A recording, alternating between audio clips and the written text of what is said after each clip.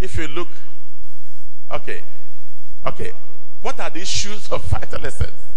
I'm trying not to get into too many issues of antecedent. But anyway, I used to go to the northern Nigeria to preach. I mean, since the last 15 years, I've preached in northern Nigeria. I have found a difference between the situation in northern Nigeria in the last 15, 20 years and now. In the last 15, 20 years, you could pick almajiris on the streets and you could disciple them. You could take them into your home. I usually cite a young man, my friend, who is an ophthalmologist who lives in Kano. He did his youth service in Kano. He literally established a hospital in Kano. He literally turned his house into a rendezvous for Bible study for almajiris, single-handedly. He turned many almajiris into great professionals. And of course, in doing so, he also evangelized them. Since the last 10, 15 years, the basic tenets of mission and evangelism have collapsed in the church. The church is basically growing in flamboyance, but as touching the cardinal issues of vibrance of faith, the church is lean and starved and hungry. That was the condition necessary for the militants to sweep away Christianity in North Africa. I will mention a second point. The second point is that before the Islamic militants came into North Africa, they had studied the church and they had found out that the church was bitterly divided. Bitterly divided. Recently, I was listening to the speech made by the president of Miyeti Allah, the cannibalistic organization that has a mission to slaughter Christians all over Nigeria. I was listening to him, and in the course of his speech, he said something in passing. He said, well, I mean, I'm not trying to quote him, let me try to paraphrase him. He said in passing that he is sure that Christians cannot come together to resist them. I mean, it's amazing. He says, I mean, I'm not quoting him exactly. Maybe those are not the very words he used, but the implication of what he was saying is, he was sure that those they were attacking would never come together to resist them. In Benue State, the herdsmen invaded a Roman Catholic church and slaughtered a large number of the members and killed 2 priests.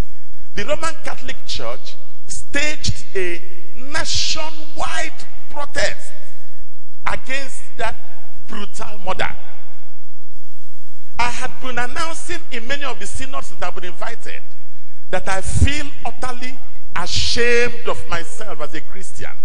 That till date, no one raised their voice in support of that protest. No Christian, individual or organization raised their voice in support of that protest. What signal are we giving to the people who are coming against us? The signal is this: the church is bitterly divided and cannot come together. As a matter of fact, I can give a clearer picture of how the militants wiped away the church in North Africa. When they came in, they identified with the weaker churches and fought the stronger churches. And the weaker churches, usually more evangelical ones, more spiritual, you know. We are very happy that these external invaders, we are helping them. They help them to wipe out the stronger, more orthodox churches. And when they finished, those ones believed that they had become their friends. No. They were simply being used as pawns. When they finished, they literally settled down and chewed up those pawns of churches they had used. And by the time they finished, no trace of Christianity remained in North Africa. That's what's going to happen to Nigeria. And it already has all kinds of aids all around the world. In Genesis chapter 10, and I've said this repeatedly, my greatest fear is this: the possibility that because all through the years we have literally done our own thing in the church and left God outside. That's my greatest fear. My greatest fear is that there's a possibility that since in the last couple of years we've basically done our business and left God aside, and there's a possibility that God has permitted our enemies to rise against us and eclipse us. Genesis chapter 11, rather. That was shortly after the flood. A group of people came together. They said to themselves, let us build ourselves a city, the top of which reaches to heaven. That's not the only thing they said. They said, let us also make a name for ourselves, that we will not be scattered abroad on the earth. If you look at the church today, do you not see the picture of making a name for ourselves? So and so big man of God storms Enugu. So and so anointed minister storms Kaduna. Is church business not gradually translating into people making a big name for themselves? I mean, the fear that I have. The Bible said, for that singular reason. In fact, if you read Genesis chapter 11, the Bible said that God watched them from heaven. And God acknowledged, number one, that these people are united and they have one heart and one purpose. And for that reason, nothing that they set out to do can be withheld from them. Just, you can say the same of the church today. In a sense, yeah, there are projects, there are grand schemes, grand objectives. Nothing they set out to do can be withheld from them because of abundance of resources all over the place. But God thundered from heaven, said, let's go down and scatter them. My greatest fear today is the possibility that we have settled onto building names for ourselves, and in so doing provoked God into coming down to scatter us abroad and give the enemies of our faith an objective to take over our land. Today, we are unleashing a team of soldiers into the battlefield. In the realm of the spirit, this is a colossal responsibility. In the realm of the spirit, there would be trepidations in certain quarters. That is, if we know what we are doing, if we are unleashing battle-ready soldiers into the battlefield. And I believe that that is why a great deal of effort has gone into the preparation. Basically, the world is a war field, and individuals are instruments in this ongoing war. I want to ask you a question as I begin to conclude this sermon. What would God be expecting of us in this age? Number one, let me be very honest with us.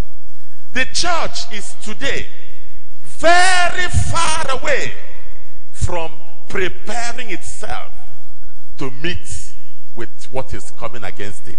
I remember 2014, as a matter of fact, Boko Haram made its first appearance in Nigeria in 2009 under the leadership of President Umaru Musa Yar'Adua. And I acknowledge very immensely the fierce disposition of President Umaru Musa Yar'Adua to protect the lives of Nigerians. So I personally, God knows, when we go into the heart of the north to minister, some of my colleagues in missionary operations are Hausa Fulanis. I love Hausa Fulanis. I love Umaru Musa Yar'Adua, who is a major Hausa Fulani, sincere, faithful leader Nigeria has ever had. I don't have a personal grudge against Hausa Fulanis. My only contention, to which we have abundant facts, is that the present dispensation of power and authority in Nigeria is targeted at devouring the church unto total inexistence. And we've said that pretty often. Umaru Musa Yar'Adua in 2009 rose up in fierceness and routed Boko Haram. They did not show up again until 2010, when Goodluck Jonathan was to be sworn in as head of state. Between 2010 and 2014, on the average, 11 churches were being wiped out, being invaded, and lives being wasted. That this did not make Christians in Nigeria to think of coming together spells even greater doom for the church, particularly because it was happening under a Christian superintendence, a Christian leadership in the country. And that privilege has been lost, probably forever. For me, as a minister of God, what would God expect of us to be doing at such a time as this? What awaits the church calls for diligent, virulent attitude to evangelism. I have always said this, that all the missionary models I have studied in school, and all the missionary models I also teach, because I still teach in theological colleges, all the missionary models I've studied and I have taught, I don't find them exemplified in the church, but I find them exemplified in Islam. For instance, if you send a missionary to Sokoto, you will be spending 50,000 naira every month to support him. But missionaries come down from Kaura, from Daura, from Katsina, from all over the place, and they mill around us. Nobody spends 1 penny to sustain them, because they have a fundamental missionary orientation. A missionary orientation that is fundamentally helpless. Now, I can be honest with you. The crisis that the church has had has been partly from outside, but in the main from the inside. Now, how do you explain the fact that 1,000 Fulanis will come into the south and mill around without anybody contributing 1 penny to sustain them? And yet, if you send 1 missionary to Sokoto or Daura or Katsina, you will spend about 50 or 100,000 naira every month to sustain him. What is the problem there? The problem is that of intrinsic orientation. So, the church is dying on the basis of the fact that the vital facets of its profession have disappeared. The things that we say we are, we no longer are. That's the crisis of our faith. What does God expect of us this day? For us to live up to divine expectation, we must go all the way back to the posture that our fathers had by which they conquered lands. The posture that our fathers had. Jesus was sending missionaries into the field, and he said to them, take no thought, take no bag unto yourselves. The ministry we are involved in has become a very lucrative one. So I won't be surprised if many people are enlisting onto the ministry. I won't be surprised. But if the church must survive what is coming against it, the church must wind all the way down and back to what it used to be. I was doing a crusade in Ondo, and I encountered a young man who was the secretary of one of the Boko Haram groups who repented. And I was looking at him share his testimony, and I was weeping. The young man called Shuaibu, in fact, we were the ones that recorded his testimony. I was weeping unto myself as I listened to him share his testimony. I did not know that the young man was a